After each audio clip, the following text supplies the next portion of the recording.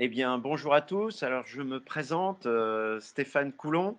Je suis enseignant en lettres dans un établissement REP+, de Seine-Saint-Denis, mais je suis également professeur relais pour le dispositif Collège au cinéma depuis maintenant une vingtaine d'années dans le département de la Seine-Saint-Denis et je travaille avec l'association qui a en charge le dispositif dans le 93, c'est l'association Cinéma 93.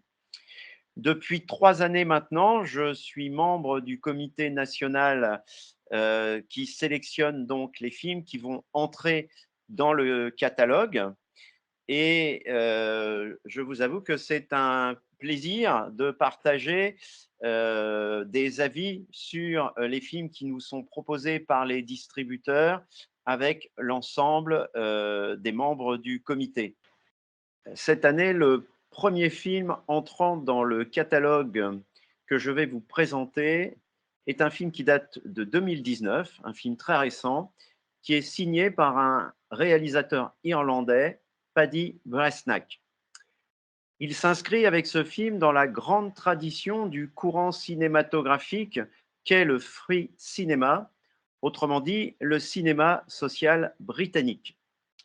Rosie Davis, c'est un film qui est très proche sur le plan thématique de Cathy Comes Home. Cathy Comes Home, c'est le premier extrêmement célèbre docudrama télévisé de Ken Loach. Un Ken Loach qui, à cette époque, n'a pas encore fait de cinéma et qui n'est pas encore connu, donc sur le plan cinématographique. Avec ce film, Ken Loach, en 1966, a bouleversé les téléspectateurs anglais. Eh bien, je peux vous garantir que Paddy Breathnach, avec Rosie Davis, il va bouleverser les élèves, les collégiens qui verront son film à partir de 2023. Rosie Davis raconte comment une famille dont le père travaille, mais qui vient de perdre un logement, va se retrouver progressivement à vivre dans la rue et à passer la nuit dans une voiture. Caméra à l'épaule, en plan vraiment très serré, le réalisateur ne quitte pratiquement jamais la mer. La mer, c'est une véritable mère courage. Elle passe ses journées téléphonant depuis son véhicule à jongler avec des services sociaux irlandais qui se montrent inertes, incompréhensifs, inhumains, et tout ça, bien sûr, pour trouver un toit chaque jour pour sa famille, pour ses 3 enfants. Le film évoque parallèlement la complexité des rapports intergénérationnels face à une descente infernale et inéluctable dans la précarité.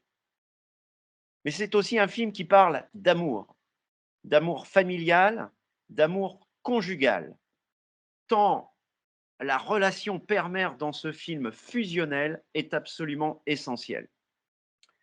Certes, Rosie Davis, vous l'avez compris, n'est pas une comédie, mais portée par une actrice extraordinaire, Sarah Green, filmée sans aucun pathos. Il touchera, j'en suis convaincu, nos collégiens et il permettra aux enseignants de parler cinéma, tant le film est riche et pertinent dans ses choix formels, tout en abordant des thématiques sociétales fortes et totalement d'actualité.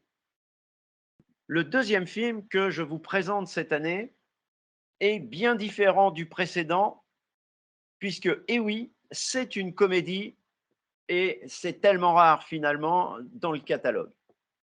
Il s'agit en effet du dernier film de Solveig Ampac qui est sorti en salle en 2016, qui s'intitule L'effet aquatique.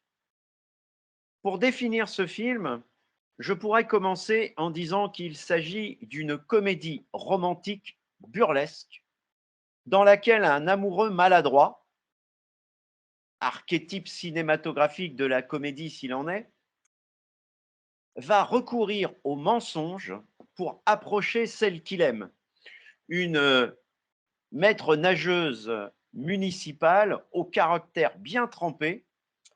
Et puis pour la suivre, en Islande, où elle va représenter la France dans un congrès aquatique. Alors donc, de la piscine municipale de Montreuil aux sources chaudes naturelles d'Islande, eh bien, le spectateur va prendre un véritable plaisir à suivre ce jeu du chat et de la souris que la réalisatrice orchestre avec une maîtrise absolue du burlesque. Un burlesque à la Buster Keaton lorsque nous serons en France et un burlesque de l'absurde proche de la culture islandaise quand on est dans son île natale. Au final, en ayant convoqué une certaine poésie cinématographique aquatique, du romantisme et de l'humour, et surtout en tirant le meilleur parti de son duo d'acteurs fétiches, le dégingandé Samir Ghesmi, 1,93 m, et l'impressionnante Florence Loirecaille, Solveig Ampac offrira aux collégiens 1h20 de bonheur absolu avec son dernier film. C'est une petite pépite où le coup de foudre se trouve chez les protagonistes, mais également chez les spectateurs.